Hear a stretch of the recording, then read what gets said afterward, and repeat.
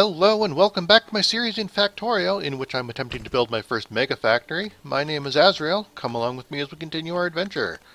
Alright, and in the previous episodes we got a few iterations of our defensive perimeter in place. I'm going to use some landfill to fill in some of that stuff. I actually have to admit something. I did do a little bit of landfilling between this episode and the previous one. If you remember, some of these train tracks here were crossing through this lake, and it was in the way. I actually went ahead and put in some landfill there. I was testing it out to see how well it worked because I've never used landfill before, but it worked out pretty nice. It takes a lot of stone to do it, but it is easy, and it's basically just like placing concrete, so nothing spectacular there.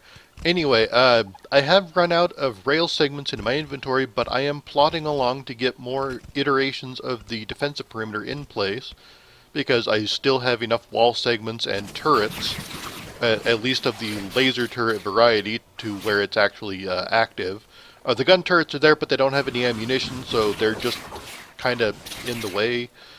But as long as the power holds out, which is iffy at the moment, the laser turrets can hold their own against any kind of invasion we have seen so far. Now, when behemoth biters start showing up, that might change, but hopefully, since we have so many laser turrets, it'll help stem the tide a little bit. Anyway, I don't foresee that happening for the duration of this episode at least, and I should know because I've already recorded it and now I'm just voicing over. So I am in the future also. Anyway, just clearing out some of the biter nests all the way up to the next border lake. As you can see, it was back there. Alright, and we should just need another 1.5 blueprints worth of this defensive wall, and I have enough stuff in my inventory to at least get the important parts of it down. This is, of course, taking a while to do because in my power suit I only have 2 personal robo-ports and an army of 20 construction bots. So, just like you've seen in the past, if this isn't your first episode, this does take a while because this blueprint is fairly complex. I've taken quite a bit of time in designing it. I'm actually rather proud of it. It might not be perfect, but I think it'll work well for our needs. And as we're setting this one up, here comes an army of biters along to christen our work. Now, I took care to switch over to my machine gun because fire tends to kill my bots, so I don't want to be spreading flames while they're working. Now, in the meantime, let's head back here. First, put down or clear out the trees because I don't have the rail segments in my inventory at the moment. Here comes a few more, and we realize that the reason they're after me is because I burned down this entire forest with rather careless disregard for the environment. But hey, this is Factorio. Careless disregard for the environment is part and parcel. So I need to head back down into my main factory, but along the way I'm going to take care of a few more of these biter nests. You figure might as well, because they're here, and I don't want them to be here.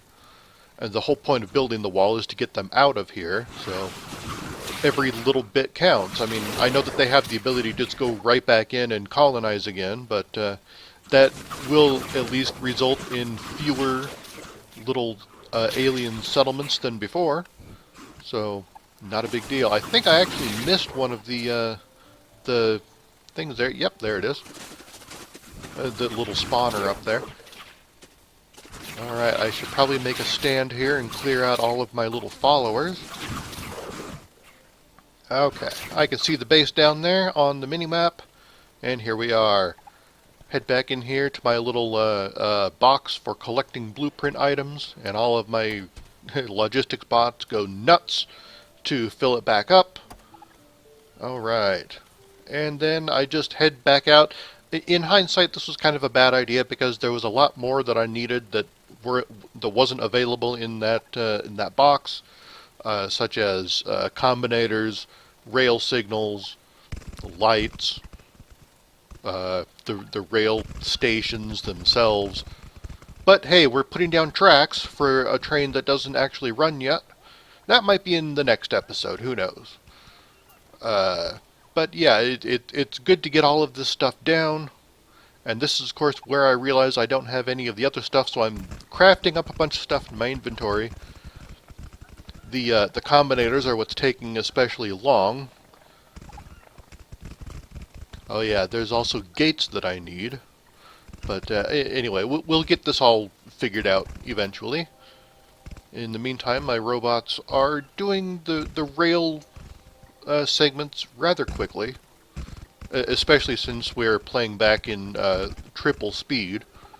At the time, it wasn't quite so quick, but still, it was doable. Anyway, and that is everything that I have available on me at the moment. Once again, missed a few things there. There were those combinators and rail signals that were still crafting in my inventory while I was passing by. I was able to put those down at the last minute. Alright, still a lot of flashing symbols, but nothing really, nothing that it can't live without for the moment. Right here in the middle of this lake is a little island with a large stone deposit on it, so in the future, if I ever need more stone, I could just send a few rail segments along there with some landfill and be able to work in peace, because no biters will be able to attack me up there. At least that will be the case once I get the defensive perimeter in place. Right now, of course, one could just migrate along the line if I were to put one in. So, it's not like I'm in a desperate need for stone right now anyway, so I'm not going to bother with it. Take out a few more alien bases on my way back to my factory. I'm going to pick up some more ammunition, because all of those gun turrets are dry at the moment. I'm going to pick up a few of those, pick up some flamethrower fuel for myself, and I'm going to need a ton of stuff to craft up all the little things, because they're not automatically being crafted in my factory yet. I need some iron plates. It's been so long since I've been here in the factory, I actually forgot where everything was. Anyway, I need iron plates, some steel, and some electronic circuits. And I need to make room in my inventory, so I'm going to try to place a few things down.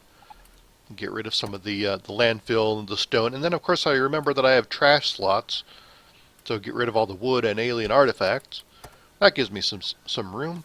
Alright, we're going to craft up some gates, some combinators, of both the deciders and the arithmetic variety. And, yeah, everything's kind of going along. I mean, it's not particularly great. It hasn't been great for quite a while. But once we get the defensive perimeter in place, we'll start focusing a little bit more on the actual running of the factory. In the meantime here, once I'm waiting for all my other stuff to craft up, I'm creating another set of power armor, because I'd like to have two sets of this. I talked about this a little bit in a previous episode, where one of my power armor, the current one, is going to be my combat-based power armor, and the second set is going to be my construction-based power armor that has a larger array of personal robo-ports, a few of the exoskeleton legs, but it ideally would not need any shields, so we can maximize room in other way. There we go. Of course, we also need some power creation, so I need to craft up some of these fusion generators. And it's always good to have two of these, because one generates a great deal of power, but it takes a while to power everything up. So, why build one when you can have two for twice the price?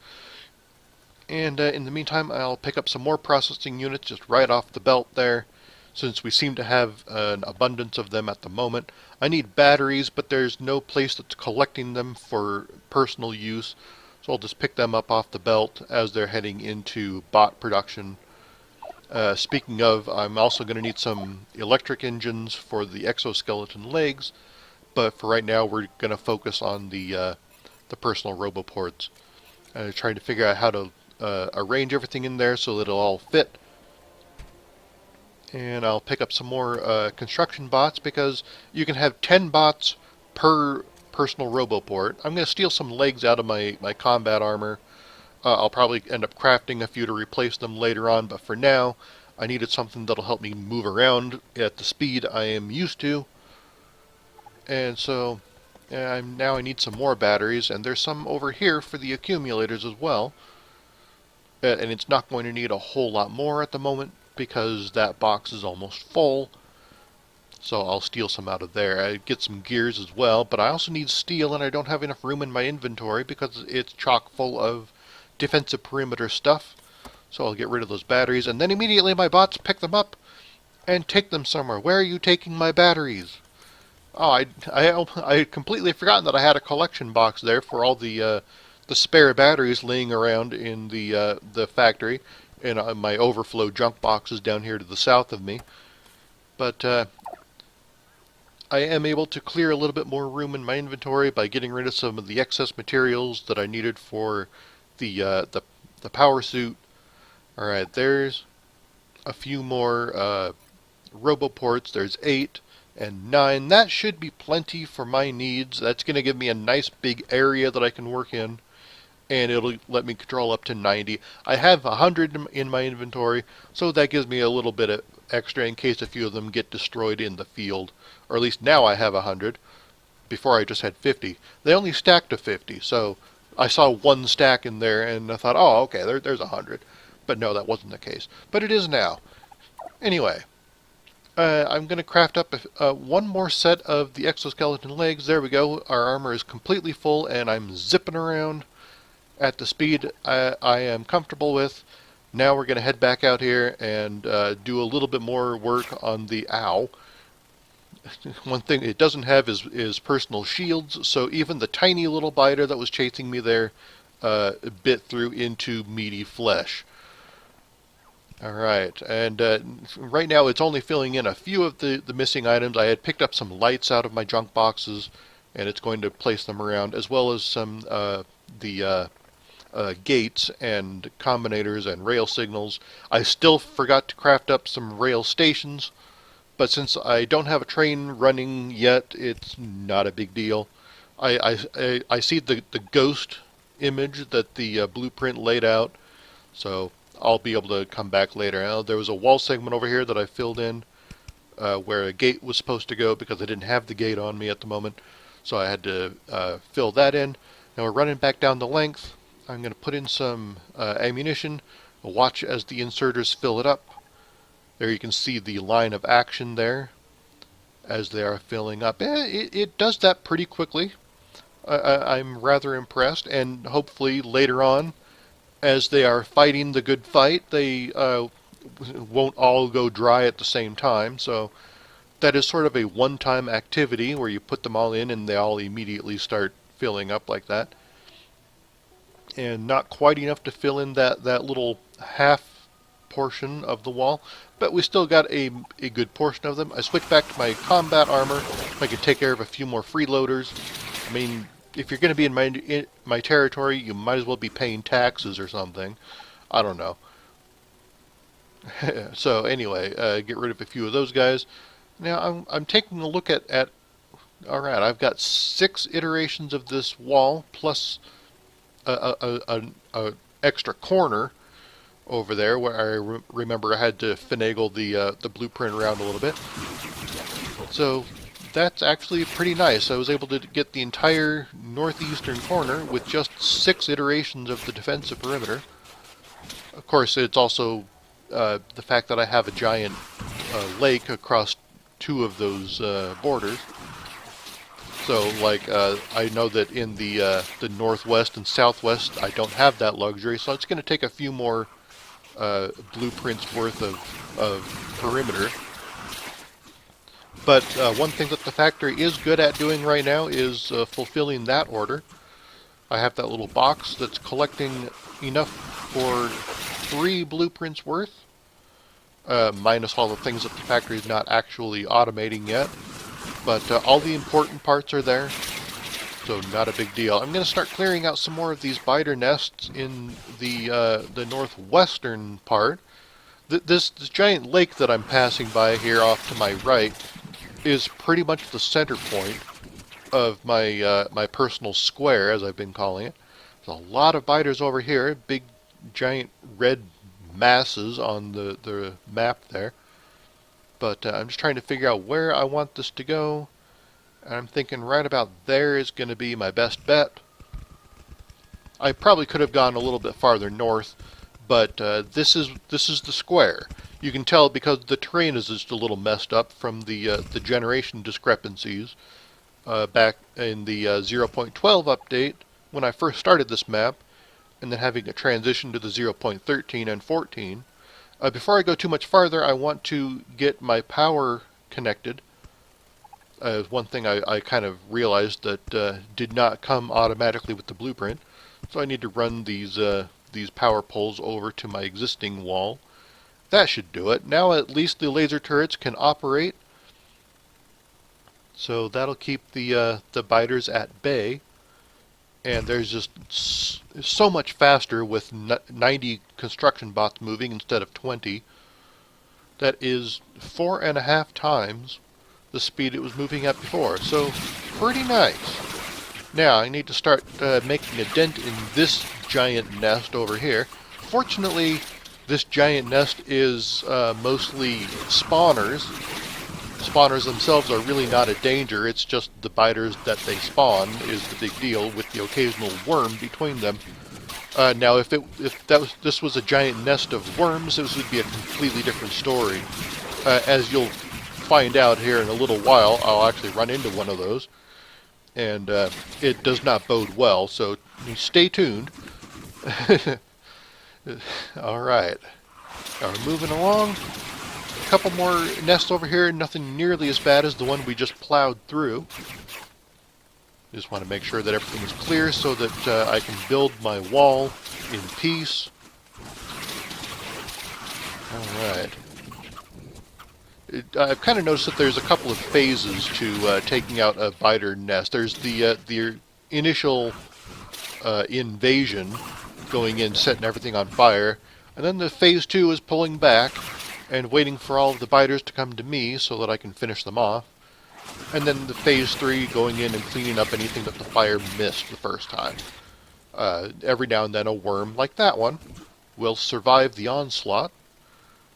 And so you got to go back in and make sure that they're all gone. Not that worms are really a big deal until you get close to them. The one benefit to them is that they cannot move, and they cannot reproduce on their own.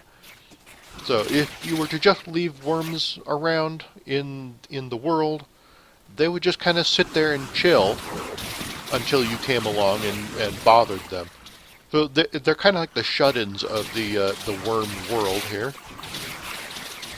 Or the biter world. I guess that would be the more appropriate term. Anyway, this wall of biters is not going to stop because there's just too many nests still active.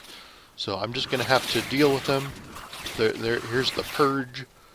And then another invasion. And just plodding through there because my shields and the flamethrower can take quite a bit of damage. So once again, with the spawners, they're not that big a deal. Just leave behind a massive field of carnage. I'm going to plop down another blueprint.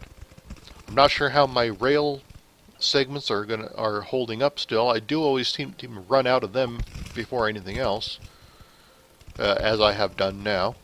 But again, the important stuff is there, the walls and the turrets and the power infrastructure. So all is nice. At least from biters coming in from the north. I need to head back down into the base once again, so I'm going to try to clear a path through all of these little nests along the way. And some of them are not so little, but I can usually make pretty short work of them without too big of a problem.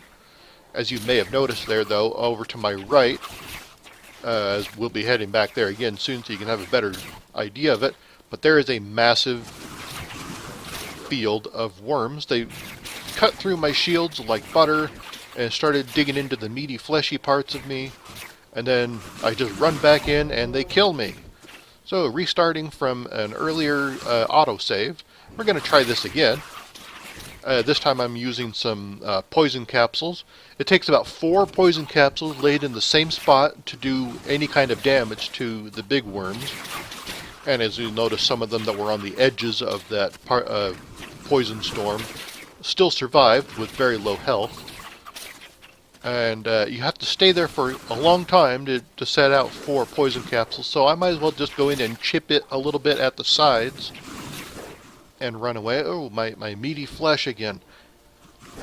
Alright, but eventually we wear it all down and that field is destroyed. Alright, we're going to take out a few more of these things on the way back to the base. I don't think I'm going to have enough time in this episode to make another run up here to place down any more blueprints for the defensive perimeter. But I will be in a prime position for that in the next episode. So, we're just sort of carving a path through here. Made quite a bit of progress in clearing out the biters from this area, though. So that'll be nice. We don't have to deal with them quite as much as we do in the past. And as I'm on my way back in here, there's a few of the turrets along the inner perimeter that need some repairing, so I'll go ahead and get that done. And just as I'm about to say goodbye, and thank you for watching and all that, something down here got destroyed. It's probably another turret, because down here in this corner seems to be... I'm going to switch armor here so I can run a little faster. Of course, I was almost already there, so it's not like it made much of a difference. Anyway, yeah, it was just that one turret.